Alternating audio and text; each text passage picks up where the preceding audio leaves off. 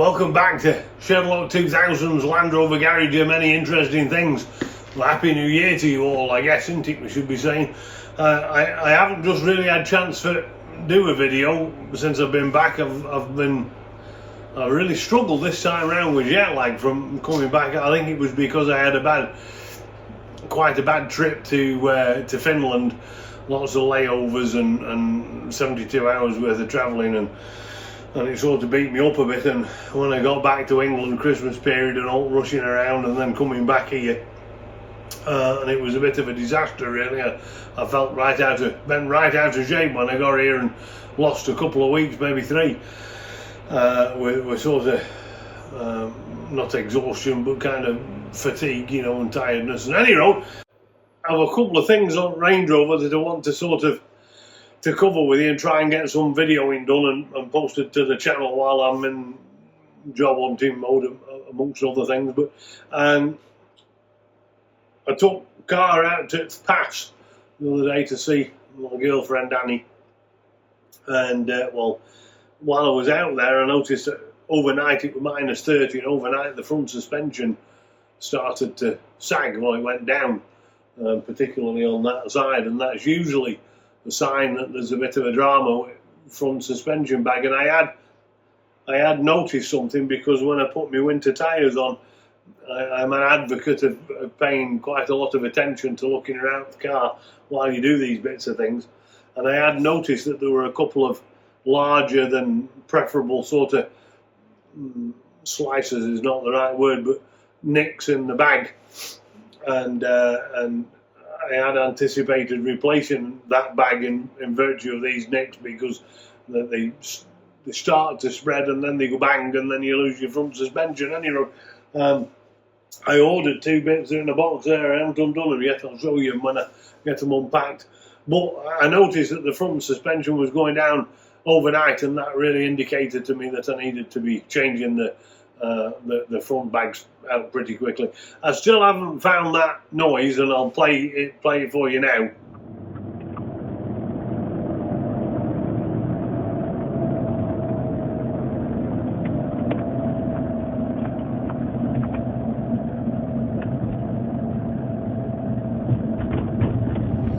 It's a bearing noise for sure, but I'm not quite sure where it's coming from. It's a lot worse in the cold. It's almost, we can't really hear it at all. When it's, last week it was +9 here, and now it's -30 again. But you can't really hear it at all when it's normal temperature, sort of above freezing. But when it's very cold, you can hear it, as you heard in a bit of a audio clip there. It doesn't seem to, you know, loading one side of the vehicle or the other by steering a bit doesn't seem to affect the noise. So it doesn't seem to me to be a wheel bearing, but the pinion bearing in the differential's not replaceable. It's a new differential. Land Rover don't carry a bearing for that. So if the pinion bearing fails, it seems like it's a new diff. So I'm hoping it's not that. It does seem to come from the noise. That audio clip was recorded by putting my phone on the pointed towards that, you know, just a bit in between the front seats and the back seats where your feet go, and pointing down there. So it might be the steady bearing. But normally what happens with the steady bearing is that the rubber gives up, not the actual bearing part. But anyway, I've got a new drive shaft here. They're all the money. And I might be putting that on as well. In fact, that's why the car's so far forwards, because I'm going back up on the ramps to get it up in the air, and then shove the front and axle stands while I do the front airbags, and it should be enough to get me to enable me to get take all the exhaust off by lying on floor. It's a bit of a drama really, because the exhaust has come off and then heat shields. And I mean, job actually is very simple if it weren't so buried. But anyhow, hopefully that's going to fix both noises, but can't just tell you. But anyway, the job today, hopefully, what I'm going to record here is going to try and get these front airbags off. Now I have. It is well known that the 2 bottom bolts, which are I think 22 mil, but I'll double check when I get in. The 2 bottom bolts do seem not to be good at coming out from all accounts, so I have taken sort of precautions, and I've sprayed it with, we have a thing called Deep Creep. It's like a WD-40, but it's quite a good product, and I've sort of sprayed it for last week with that Deep Creep, and hopefully they'll just fall out. What I should tell you, having noticed this thing kick in, is that it is -30 outside, and the garage is obviously quite cold, so the big heater comes on, and I can't hear it. I don't know whether they can hear it, but you might hear it come on while I'm working on this thing, so if there's a big fan noise, that's where it is. Anyway, I'm going to set up the camera and going to try and record me taking one side off, and hopefully you'll be able to follow along, and it'll be a useful video. On paper, it's not quite a very difficult job. There's just take the suspension control arms, the torsion bolts off, and then there's 2 bolts at the top, and then there ring of 3 on top, and the air pipe and the electrical connector, and that's about it really. But as you all know, it's never just quite that simple, is it? So there we go. That's the plan of attack for today, is to get these sides done, and hopefully I've got to do actually this device that is plugged in. This microphone thing is brand new, so I'm hoping it's going to be successful and you're going to be able to hear what I'm talking about, or else it'll be perhaps a bit more of an interesting video, because you'll only able to look along rather than hear me rabbiting on. But anyway, let's crack to it. An axle seal here that's dropping a fair bit of oil, so I'm going to have to keep my eye on this front diff, and then oil levels on front diff, and then obviously change that axle seal, which is a bit of a job, because you've got to pull the whole axle out and bugger about, so that's another fun, exciting thing. But anyway, that's at least told me that I have a leak here and I need to deal with it stat. Right, this is how I've got it suspended here on the jack stands. They are a bit narrower than I would have preferred, and you can certainly put them at the wider part of the frame at the back there, which would give you an extra sort of 6 inches if you wanted, but they're going to be good enough here, I think, to do what I need. I did take this plate off here, this engine shield. I took it off so I could find out what the oil leak was, but in order to get a good place to mount these jack stands, you are better taking the plate off, and then you don't squash this plastic thing as mudguard or whatever you want to call it. Now you can see here with the loop light, you can see I've sprayed all area with repeatedly for a week with some Deep Creep here, and that'll help. That'll allow me to just get those nuts out a bit more easily.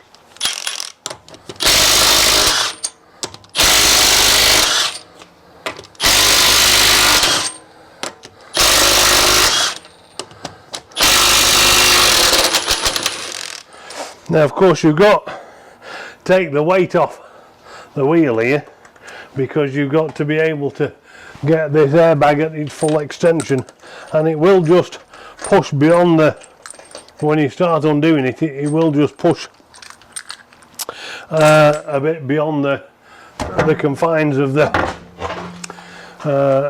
bottom control arms here, of course, because as you take these nuts off and whatever, there's still air in this bag here, and you can undo the air pipe, but you do that afterwards anyway. The limiting factor here is not how much air is in here, but how much travel you've got on the suspension, and that's pushing it to its fullest extent at the moment. Let's get this out at road.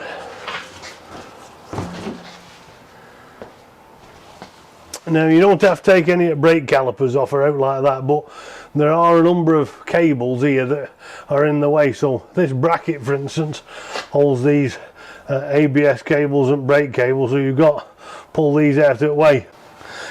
So these cables here, obviously this is the ABS cable, and this is the brake line, so just push them gently out of the way through this little clip that retains them. I try not to break the damn things, obviously, because that's a nightmare if that happens. And then this one just comes out here. I am actually not sure what that one is. ABS. So they're free of that this plate here, and then there's another one on this side, and this ABS line, and not actually altogether sure how that comes out here. Oh, I see. And just a sort of a clip that clips together. You have to make sure that that is on the new one of these when it comes out, or else that'll be a drama. Now you've just got these two bolts here, a ring on the top, this one here, and then of course on this one, because it's electronic suspension, this has got the electric component here as well. Right, we'll just whip that out. I think these are 22 mil, but I could be wrong. And 22 mil, look at that.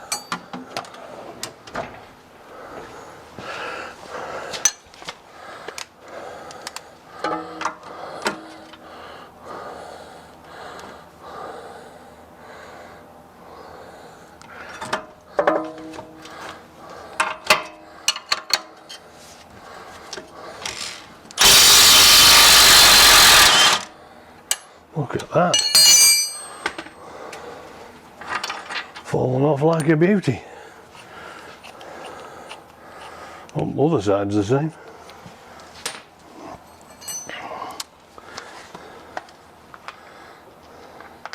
I have heard stories from the folks in the UK that this is a bit of a bear. I am just going to take that control arm off.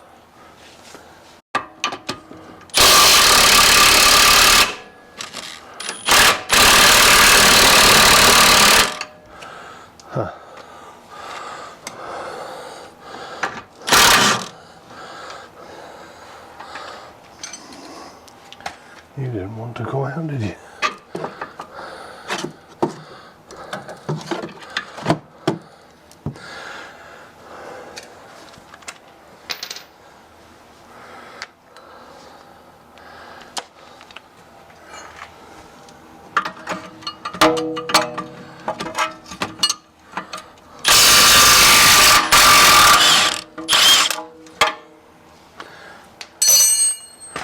Now you'll notice that this came out here because there's still air in this bag, and a good whack of the hammer should have this out, but I'll just get a bar on that, and not a bar, what do they call this thing, an extension. The tricks you can do if you've got one of these nuts stuck, bolts, is to spin it up.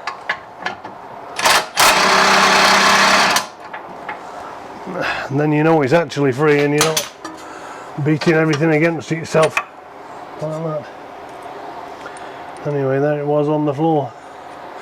Now before you take this off and let it dangle, do just make sure you don't catch any of these in the way, or else that'll be a bad day, I would guess.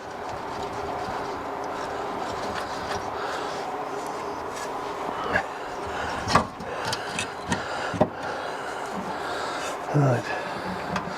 There you go. Now got to take the top stuff off.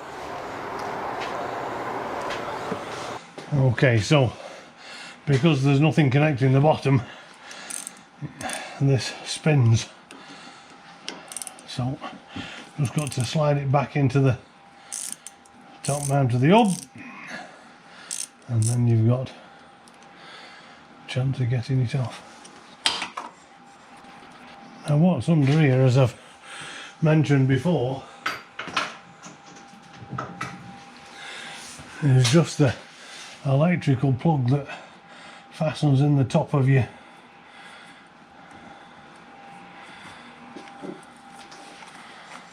shock, your adaptive shock. And I'd like to be able to say that I remember how that fastens on, but guess what?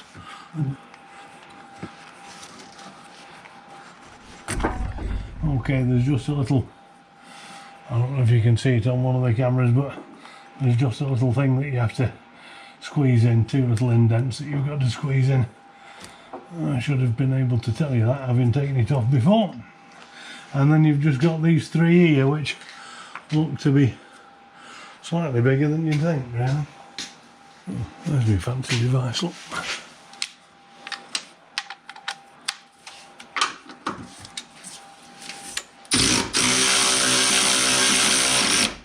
These are great, apart from the fact that when you put your hand over the top here, of course this spins. And I do wish they'd have like a little cover so you don't nip your... Not the shiniest thinking, I have to say. Milwaukee could do better.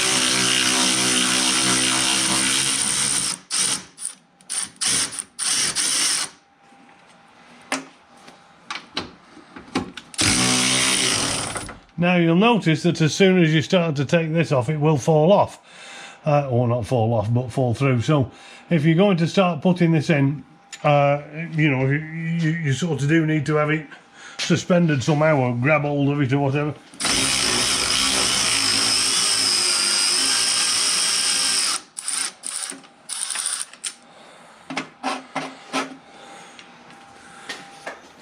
Now when you get this down, just put it here on your knee. For the moment I'm carrying the weight on my knee, as you can see. And then you've got your 12mm wrench.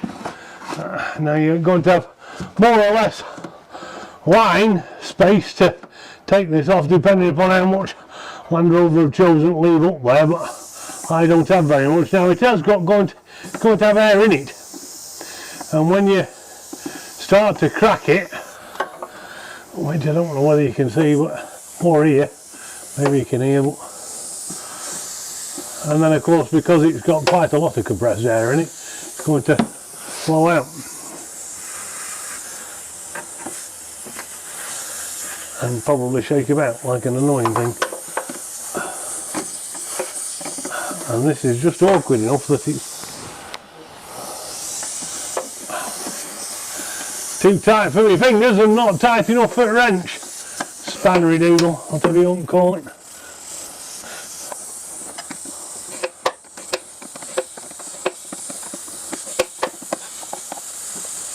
As the pressure goes, of course, it'll start to pull that shock back up in here. This is a Delphi shock. Original equipment, obviously, because it was part of... it was original equipment when this were built.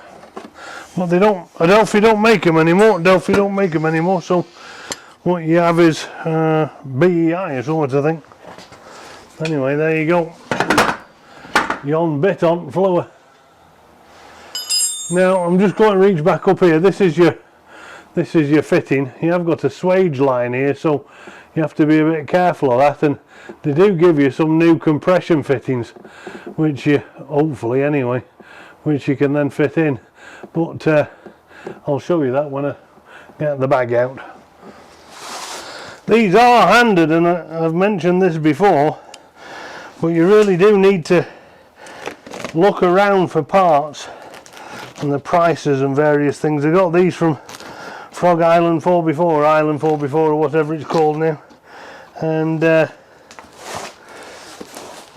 price was significantly cheaper even than LR parts, including the shipping. I saved I think I saved about $1,000. They're obviously, as you know, quite expensive components, and I saved about $1,000 having the pair of them shipped through Island 4x4 as it was to LR parts, which is my actual usual supplier. But in this particular instance they were just that little bit more money for the part than, well, not that, just that little bit more money, but quite a lot. And the price from Land Rover was just ridiculous. I got both of these parts, both of these struts, plus the drive shaft for less than one strut from JLR. And JLR, if you're listening, this is the reason nobody buys out from you. Just so you know. Relatively well packaged. Oh, this is my first unboxing video, isn't it? Oh, unboxing, look, I've cut into it, it's very nicely packaged. Look. I think this is how that's done, isn't it? This has a... There they are, handed, I've just said that. And I am guessing that in virtue of this being the first one I've opened, it's probably the wrong side. Not just quite sure how I meant to get at this. Well,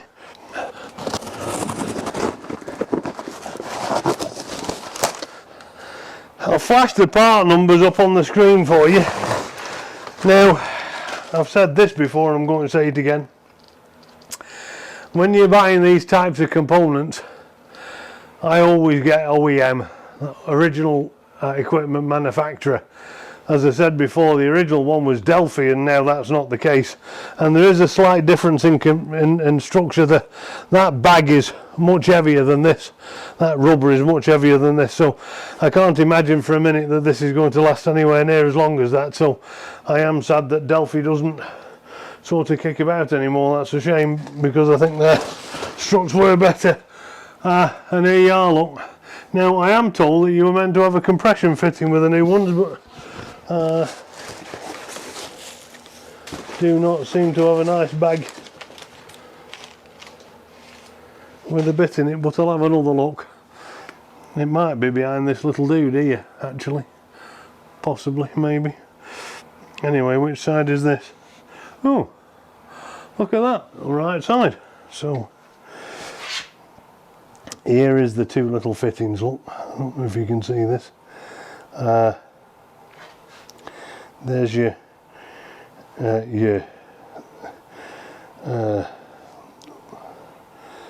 why can't I think of the word? You can tell I'm tired, can't you? This is your nut, this goes on your airline, and this is your compression flange, or these compression ring, whatever you want to call it. And the plan is that, of course, when you start to compress this up against the underside of the thing, it squeezes around the plastic and makes a seal. You do stand a chance of getting the old one to seal back up again, but it's never a good chance, so I do recommend fitting them if you like. The only downside is, of course, you've got to cut the old one off. I was a bit unclear earlier on. I said you'd have to cut this old unit off, but that isn't actually the case. This little compression sleeve here is split. And when I first put my fingers on it, I didn't think it was. And you can spread it slightly and then attempt to slide it off, which of course is never going to be easy, is it? And then it'll disappear on the floor, never to be found again.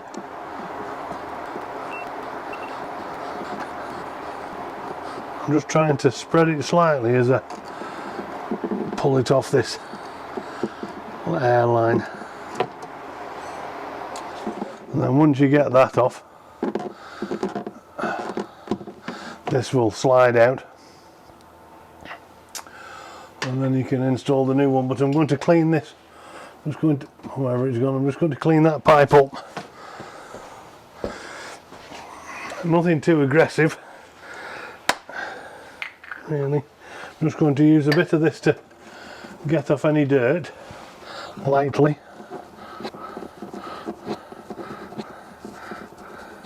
A bit of Scotch-Brite. Might even be too aggressive for the job, really, but just a bit of Scotch-Brite to get in there. Clean up all the dirt and perhaps take the tops off some of the grooves that might have been put in there by those seals, and then a little bit of carb cleaner.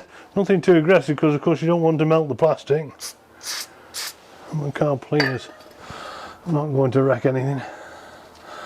Not this amount anyway. So you can see now that it's not perfect, but it is a bit better. And then we'll just slide this in. This piece here is you can feel there's a rubber O-ring of some sort or other that'll hold the air onto the line, and then this is your compression fitting. Now the compression fitting has a a taper on it, and the taper fits inside this unit, so be sure to put the flat end, this end, outside towards the air strut, and the tapered end, make sure to put that up against the compression fitting of this, and just really, you just got to slide it on. It's not the easiest thing in the world, of course. Ooh. You just have to slide it up this. There we go. It's okay to have a little bit of gap between here and here, just so long as there's enough to compress into that space there, so that should be fine. And then basically shove that back into your new bag and throw the bag on. So here's the new strut, and this is your fitting that your airline goes into. Now you'll have, some of you'll have more or less than this, but what you do have to make sure of, if you can, is that you don't cross thread this thing, which is a bit tricky, seeing as they're not the easiest things to get in straight.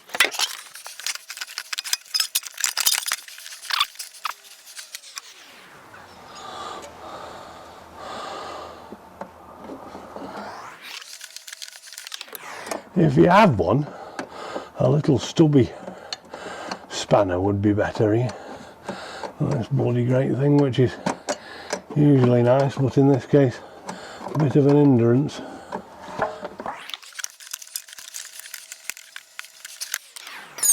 Right.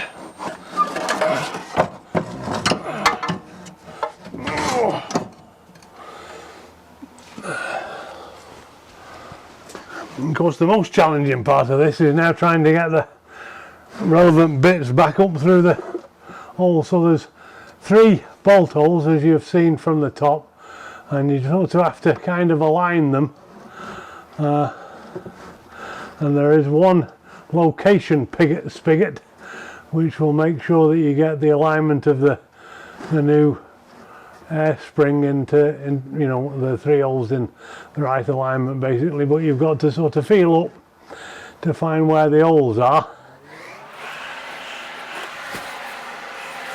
And the alignment spigot basically goes against this outside edge, kind of, sort of.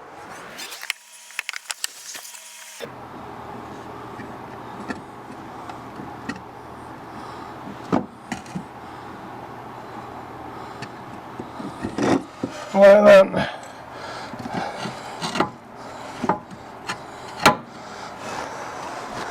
Right.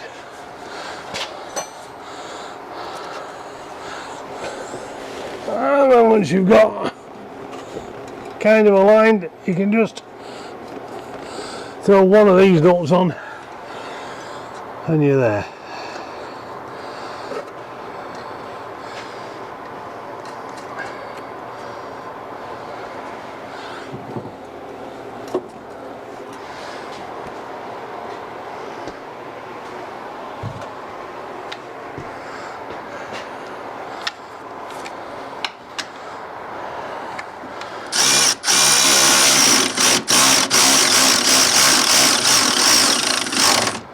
Now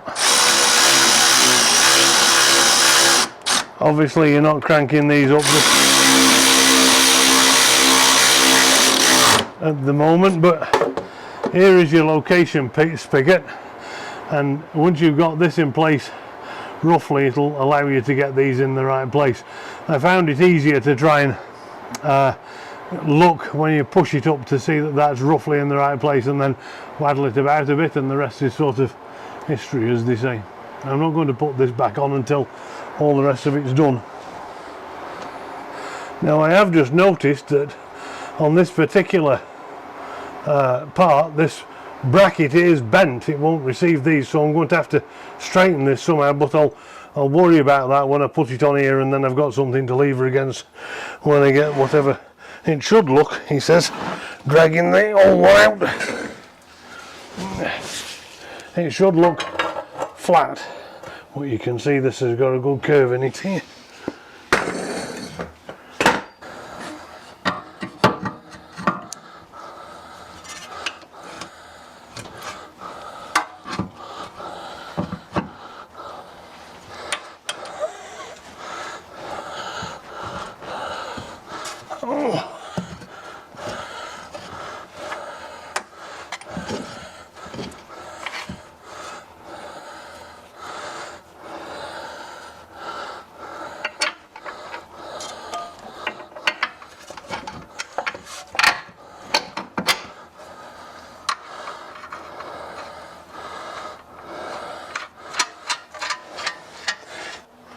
I'm only going to put a bit on here because I don't know whether it's meant to have any on or not, but it just seems a bit odd not to have any at all. Anyway, there you go.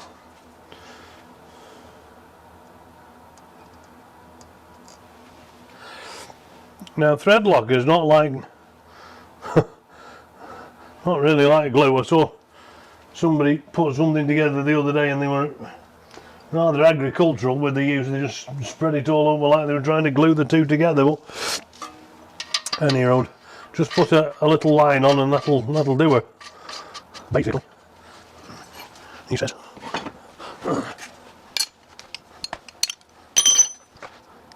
Now I do have torque specs for these, and I will put them in the video somewhere, but I'm going to use the method of Ogga Dogger 2 or 3, I think.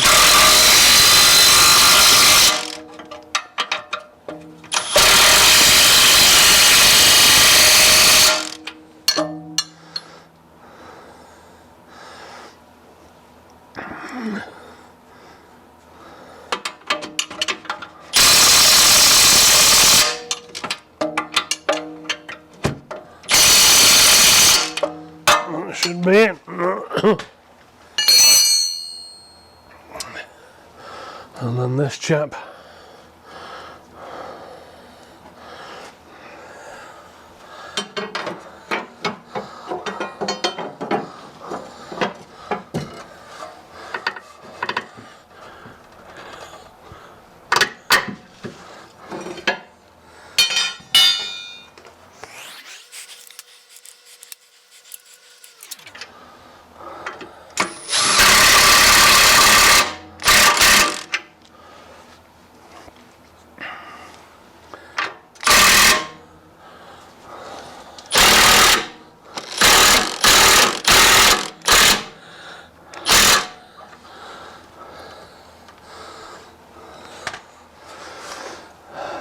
Right, now to straighten this bit of a mess here. This must have happened during the shipping, I guess. Oh, and the other thing is,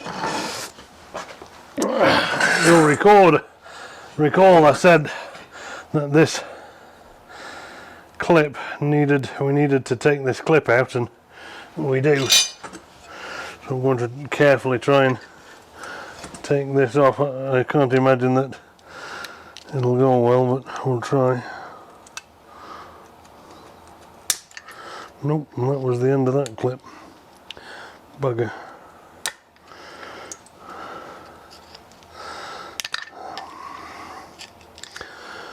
And the new one does not come with said clip. In the past I have had surprising success by using one of these, what they call crescent wrenches here in Canada. We'd call it an adjustable, just to get a bit of leverage on things and straighten them up. It works.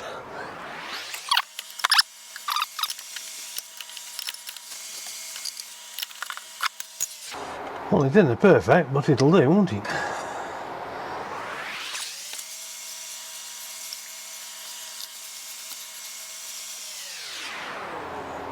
Good. Now the only thing that we're missing is this clip from here, and I don't know that there's much I can do about that in virtue of the fact that no clip exists.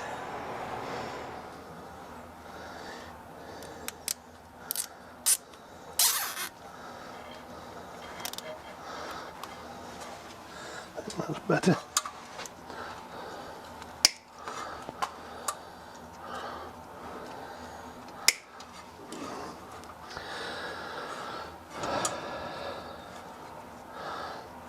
Not the best, but it'll have to do for now.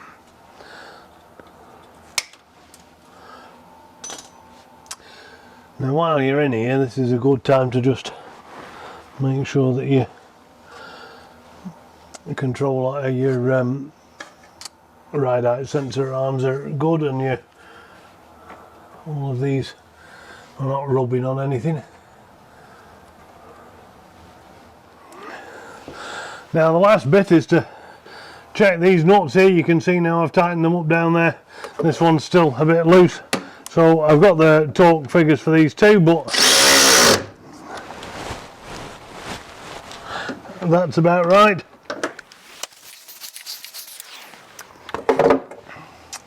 And then pop this in. You can, of course, I will share the, how did I manage to end up getting this out of me? I will share the torque figures for you, so if you happen to have a torque wrench, you can set about it appropriately, but oddly enough I don't have one, which is the reason I'm not using it here. Bad Stephen is the answer to that.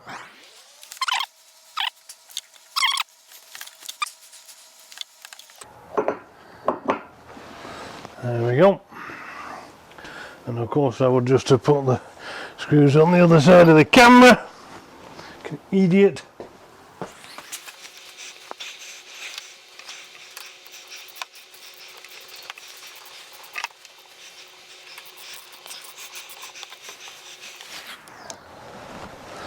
Now of course you'll see that there's a bit of play in this, a bit of movement, and that's because there's no air in the airbag, and it's never had any air in it, and it's never been used, so it's not, the memory of the rubber is not in holding it in place.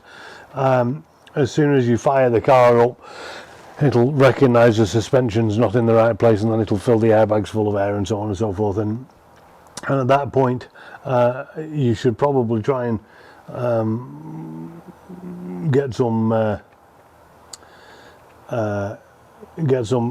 fluid, some soapy water up there, just to make sure that you don't have any air leaks, and have a listen around, because of course if you have an air leak on that union that you put onto that airbag, onto that air strut, then the suspension will drop overnight, and so there you go. Basically that's pretty much it, really.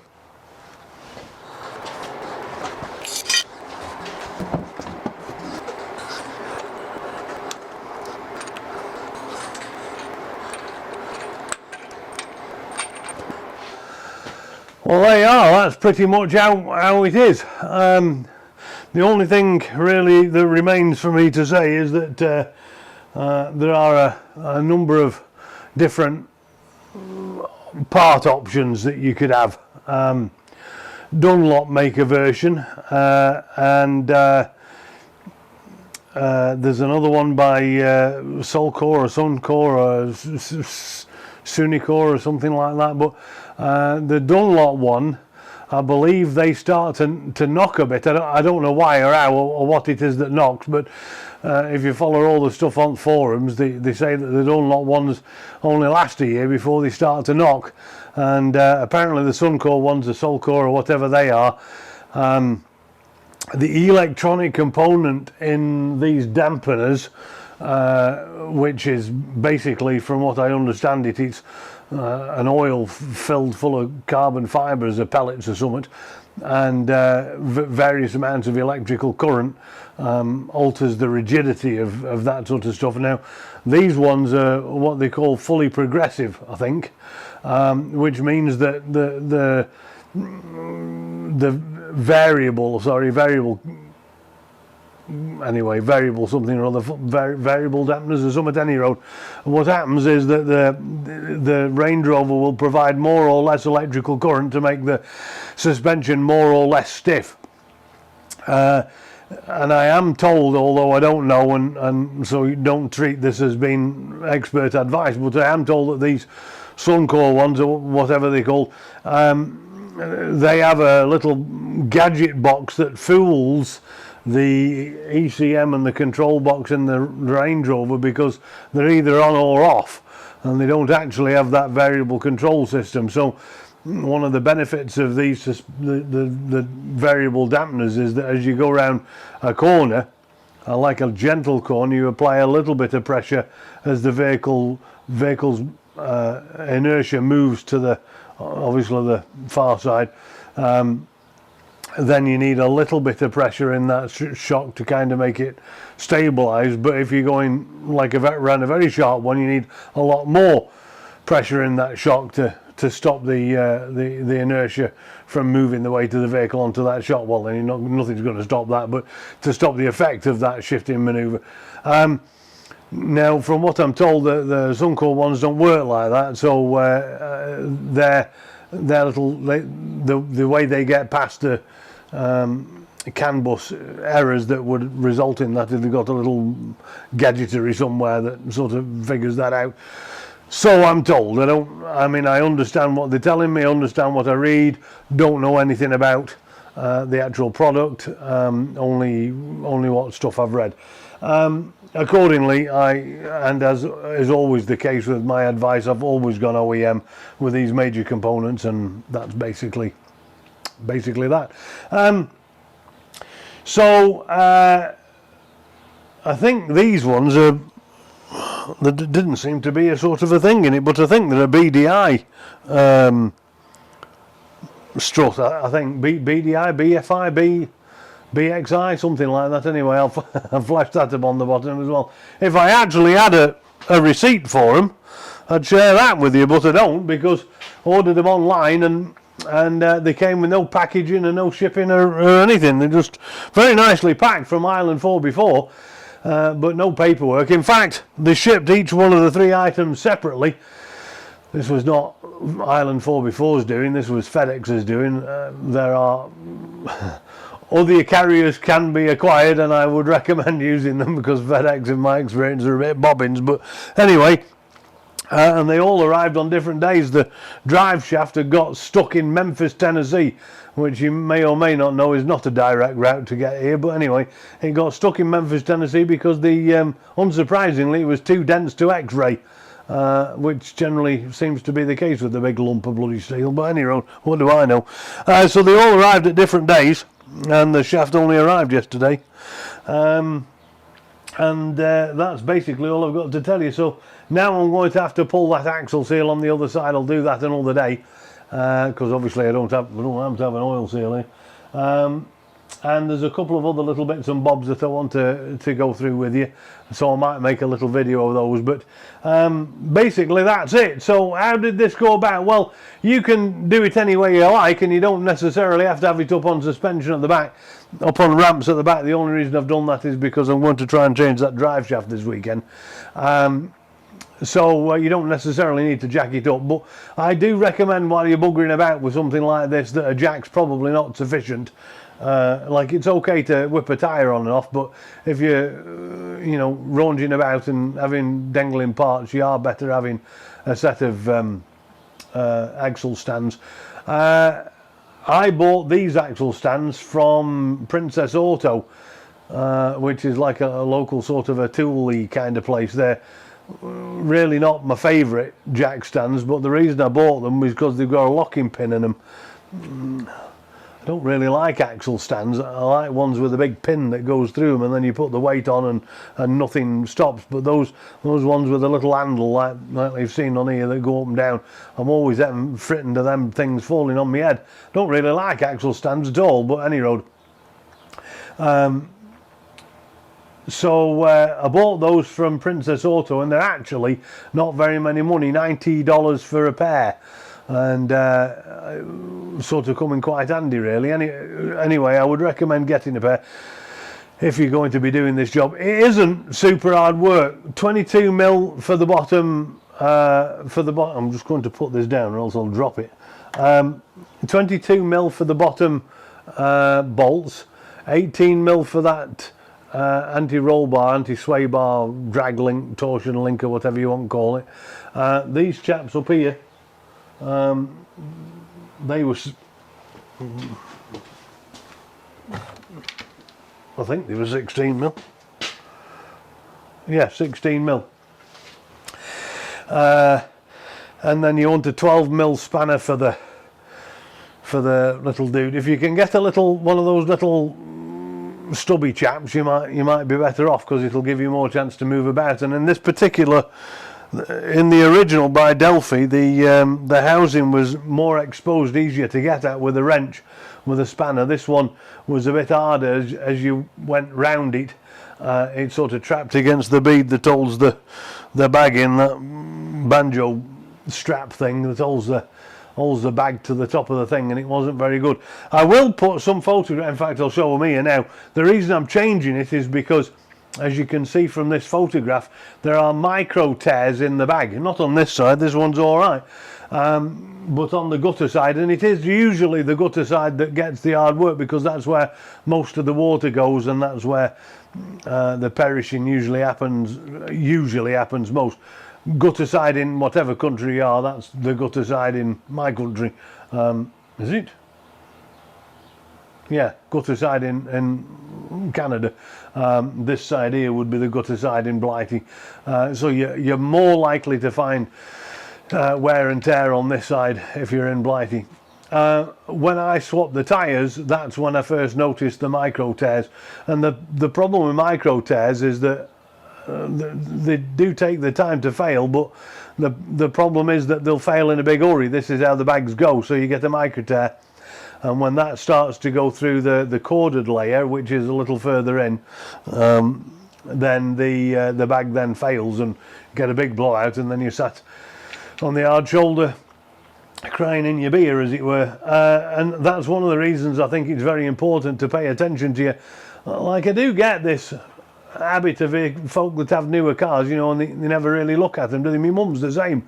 Her cars have always been relatively new, so she's never really, until just sort of she quit work and she's kept the one car, she's never really had to think about having mechanical work done, because of course she swapped them soon enough. But if you're old and you keep, you know, you're an older car, then you do need to keep your eye on it, because things do fail, as I've demonstrated by that oil seal, which I would not have known in virtue of never really looking at it, you know, other than when you do look at it. So now I can take precautions. Now I can order a seal, and I can whip it out and throw a new one in at some stage fairly soon. And that's basically it, really. Once again, Happy New Year to everybody. I guess I haven't wished everybody Happy New Year because I spoke to you last before Christmas, or around Christmas, Merry Christmas, or whatever it is. And that's that. So thanks very much for tuning in. Do like and subscribe to the channel if you can. I do appreciate that, and I look forward to the comments, and please do feel free to leave some. I do heartily recommend the use of a torque wrench. If you don't have 40 years of engineering experience, I'm not entirely sure that I've given these nuts on the bottom the right amount of torque, but because I've got to change that little clamp in there, as I showed you, what I'm going to do is I'm going to pick up a torque wrench, actually, for purposes of video, and just make sure that I've got it right. And same on the other side, because this will probably break that clip as well. But anyway, there you are. Thank you very much for tuning in. I look forward to the comments, and please do like and subscribe to the videos, and we'll see you next time. Cheerio.